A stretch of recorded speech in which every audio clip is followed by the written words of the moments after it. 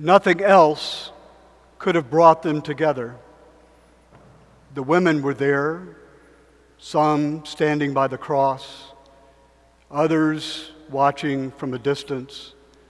Some of the disciples were there, one standing with the women, others perhaps mingling with the crowd, some maybe a safe distance away. The soldiers were there to ensure that the job was done. Two bandits were there, one hanging on either side of Jesus. And of course, the crowd was there, some crying, some laughing, some just wandering by. And I wonder, what did these people see when they looked at the cross? Standing by itself, the cross is a very powerful symbol. Think of a first-century guillotine or electric chair. It's not a punishment for common criminals. It's a punishment for terrorists, those who have committed treason, those who are threats to the state. When Jesus was a small boy in Galilee, there was an armed insurrection that the Romans brutally put down. We are told that so many people were crucified, the roads themselves were lined with crosses. And the death that the cross promised was slow and painful and public. Sometimes, of course, one cross is enough. The authorities will sense tension in the crowd, a cycle of vengeance or rivalries that might get out of hand. Find one person, someone who looks like Jesus, perhaps, a little bit different, not able to defend themselves, and accuse them of responsibility. The crowd will turn, blaming them for the chaos they feel, and feeling a sense of salvation when that accused takes that chaos to their grave. But this cross was different because Jesus was on this cross. Now, it's not different that Jesus was crucified. Jesus was branded as a terrorist, as a threat to the state. Crucifixion is the punishment for that kind of crime. And it's not different that he suffered more than anyone else who was crucified. The scriptures suggest, in fact, that he suffered less. No, what was different is that it was Jesus who was crucified. Jesus, the one who spoke with authority, not like the teachers of the law or the scribes. Jesus, the one who was to fulfill the law, the one who went back home to Nazareth, pulled out the scroll of Isaiah, read from it about the coming of the year of the Lord, and said as he sat down and all eyes were on him, "Today, Scripture has been fulfilled in your hearing." It was different that Jesus was the one.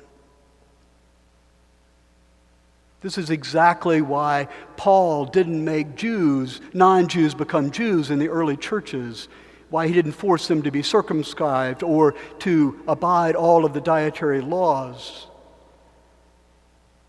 Because they didn't need to abide every jot and tittle of the law if they had experienced Christ, if they had experienced the fulfillment of the law. Yes, I wonder, what did these people see when they looked at the cross? We are afraid of death, I think, and we don't like to look at it directly. We will often even look away and miss some of the most promising parts of our lives in order to protect ourselves against the threat that it poses. Yet search the Scripture. Jesus seems to have none of this fear. He's not afraid of his enemies. Don't worry about the ones who will kill your body, he says. Worry about the ones who will kill your spirit. He's not afraid of the authorities. He accepts this fate. He's not afraid of the lepers or the outcasts or the sinners. He's not afraid of polluted food or difficult places or even the authorities of the church. And as a result, he has great freedom. He goes where he wants to go. He talks to who he wants to talk to. He eats with who he wants to eat with. And he is loved. The outcast, the sinners, even under the cover of darkness, some of the ruling authorities want to be with Jesus, to eat with Jesus, to talk to Jesus. He promises life. So I wonder, when those people in that crowd looked at the cross, did they see Jesus looking back at them? Did they see the fulfillment of the Scriptures? Did they see what love really looks like? Love that gives itself away. Love that places itself at the disposal of others.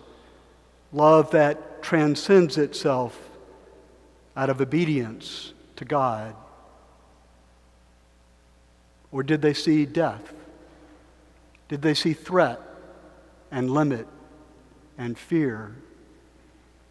Increasingly, it seems to me that that's a choice we all make. When we look at the cross, when we see Jesus there looking back at us, do we see death or do we see life? To see death, I think, is as if to ball up your fist. It is to close in on yourself, to defend even more mightily the self-constructed image of yourself that you have worked so hard to create. It closes you off from other people. It leaves you afraid. And you cannot look at Jesus very directly for very long. But to see the promise of life, to see our own inability to love to be unmasked and yet keep looking, to realize that we do not deserve his forgiveness, yet we receive it and keep looking, to realize that those around us who seem so different, the soldiers, the passersby, the bandits, are really our brothers and sisters, and to keep looking.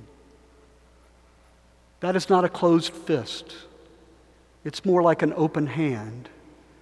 It's more like going through life with an open hand, as if by opening our hands, we are opening our hearts. And by opening our hearts, we are opening our lives. And by opening our lives, we are revealing the glory of God. Because that's what love looks like.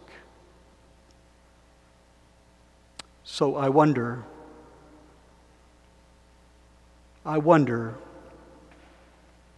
what will you see